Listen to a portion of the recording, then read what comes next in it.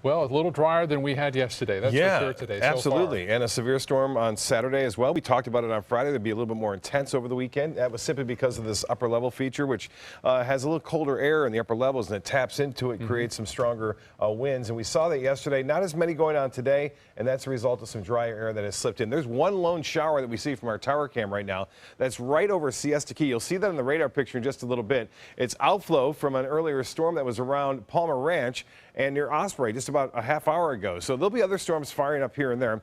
And if we get a look at some of the photos sent in from yesterday, boy, there were some big ones of some big storms yesterday moving in. This is from the Venice Jetty. Linda Ferguson getting the shelf cloud out ahead of a big storm that produced some winds up to 40 miles an hour. Nothing severe yesterday.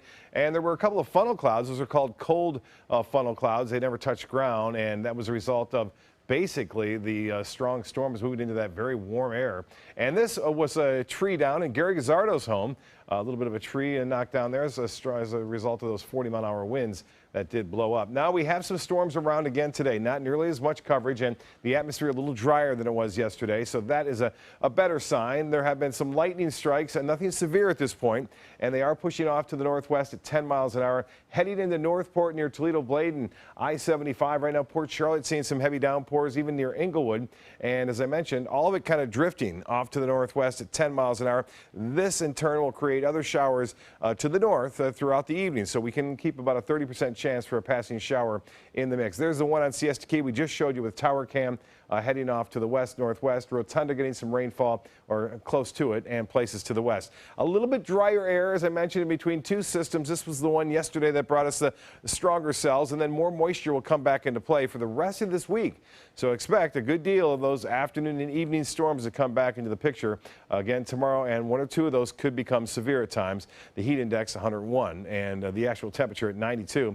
We're starting August off very hot. It was the warmest July on record last July, and 96 degrees right now. That was the high today. 101 was the record set back in 1972. No rainfall yet at the airport. As I mentioned, there's a chance for a few passing showers tonight. It's rained in Jacksonville, 75 there, but look at all these hot temperatures into the mid-90s to even upper 90s today. In inland areas, they're down into the low 90s now. Near the coast, upper 80s where it's rained into the low to mid 80s. You can see that moisture coming back into play now, and that will be with us on Tuesday through the weekend for the most part. It looks as though we will see a little less of a chance of rain early next week, but for the time being, get set for those showers and storms, even a few coastal showers in the late morning, the one or two, and then inland storms developing around 3-4, pushing back toward the coast in the afternoon and evening hours as well, both on Wednesday and on Thursday. Look for more of the same. Well, in the tropics, reconnaissance aircraft was on its way to investigate this area, but it came up short because of maintenance problems.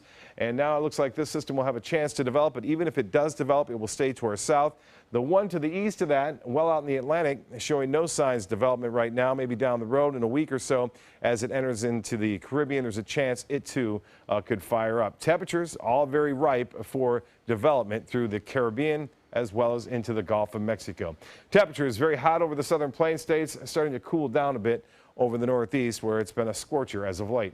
For boaters, it looks pretty good. Seas running 2 feet or less, a light chop out there. Water temperature at 91, which is fairly average for this time of year. And tides upcoming, low tide at 7:54 and another low tide at 6:28 tomorrow. So tonight, scattered showers, a few thunderstorms. Don't think we'll see anything like we saw yesterday.